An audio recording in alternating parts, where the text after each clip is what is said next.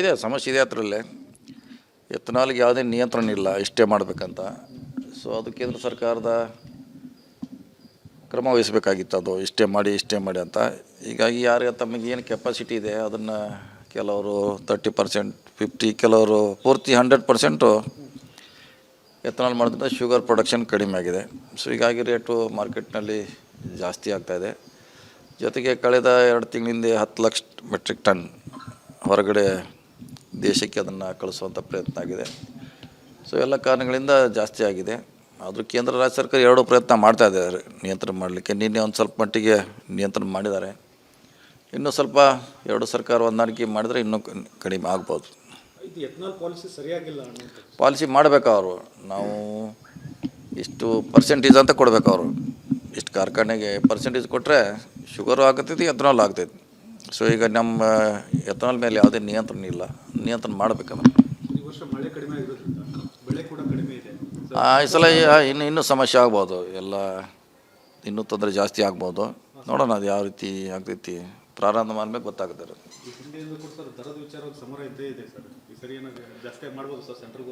ಗೊತ್ತಿಲ್ಲ, ಅದು ಕೇಂದ್ರ ಸರ್ಕಾರ ಮೇಲೆ ಡಿಪೆಂಡ್ ಇದೆ. ಸೊ ಅದು ಪ್ರಾರಂಭ ಅಂತಲ್ಲಿ ಗೊತ್ತಾಗ್ತೈತಿ ಏನು ಮಾಡ್ಬೇಕಂತ.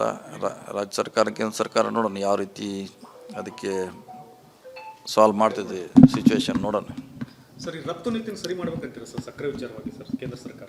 ಮಾಡಬಾರ್ದು. 20 ಲಕ್ಷ 10 ಲಕ್ಷ ಟನ್ ಮಾಡಬಾರ್ದಾಗಿತ್ತು. ಯಾಕಂದ್ರೆ ನಮಗೆ ಕೊರತೆ ಇದ್ದಾಗ ಕೊಡೋದು ಸರಿಯಲ್ಲ. ಈಗ ಮತ್ತೆ ವಾಪಸ್ ನಾವು 10 ಲಕ್ಷ ವಾಪಸ್ ತೊಳ್ತಾ ಇದ್ದೀವಿ. ಅದು ಬರಲಿಕ್ಕೆ ಇನ್ನೂ 1 ತಿಂಗಳು ಬೇಕಾಗ್ತದೆ. ಸೊ ಇದನ್ನೆಲ್ಲ ಸರಿಯಾಗಿ ಮಾನಿಟ್ರ್ ಮಾಡಬೇಕು ಕೇಂದ್ರ ಸರ್ಕಾರ. ಇದೆ ಸಮಸ್ಯೆ ಇದೆ ಅದರಲ್ಲೇ. ಎಥನಾಲ್ಗೆ ಯಾವುದೇ ನಿಯಂತ್ರಣ ಇಲ್ಲ, ಇಷ್ಟೇ ಮಾಡಬೇಕಂತ. ಸೊ ಅದು ಕೇಂದ್ರ ಸರ್ಕಾರದ ಕ್ರಮ ವಹಿಸಬೇಕಾಗಿತ್ತು, ಅದು ಇಷ್ಟೇ ಮಾಡಿ ಅಂತ. ಹೀಗಾಗಿ ಯಾರಿಗೆ ತಮಗೆ ಏನು ಕೆಪಾಸಿಟಿ ಇದೆ ಅದನ್ನು ಕೆಲವರು 30%, 50, ಕೆಲವರು ಪೂರ್ತಿ 100% ಎಥನಾಲ್ ಮಾಡೋದ್ರಿಂದ ಶುಗರ್ ಪ್ರೊಡಕ್ಷನ್ ಕಡಿಮೆ ಆಗಿದೆ. ಸೊ ಹೀಗಾಗಿ ರೇಟು ಮಾರ್ಕೆಟ್ನಲ್ಲಿ ಜಾಸ್ತಿ ಆಗ್ತಾಯಿದೆ. ಜೊತೆಗೆ ಕಳೆದ 2 ತಿಂಗಳಿಂದ 10 ಲಕ್ಷ ಮೆಟ್ರಿಕ್ ಟನ್ ಹೊರಗಡೆ ದೇಶಕ್ಕೆ ಅದನ್ನು ಕಳಿಸುವಂಥ ಪ್ರಯತ್ನ ಆಗಿದೆ.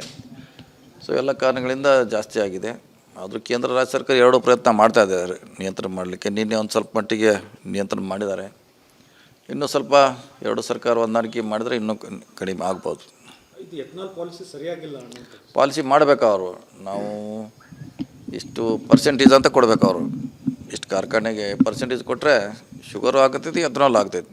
ಸೊ ಈಗ ನಮ್ಮ ಎಥನಾಲ್ ಮೇಲೆ ಯಾವುದೇ ನಿಯಂತ್ರಣ ಇಲ್ಲ, ನಿಯಂತ್ರಣ ಮಾಡಬೇಕಲ್ಲ.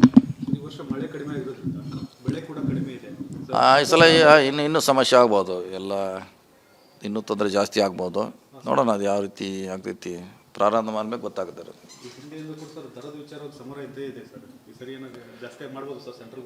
ಗೊತ್ತಿಲ್ಲ, ಅದು ಕೇಂದ್ರ ಸರ್ಕಾರ ಮೇಲೆ ಡಿಪೆಂಡ್ ಇದೆ.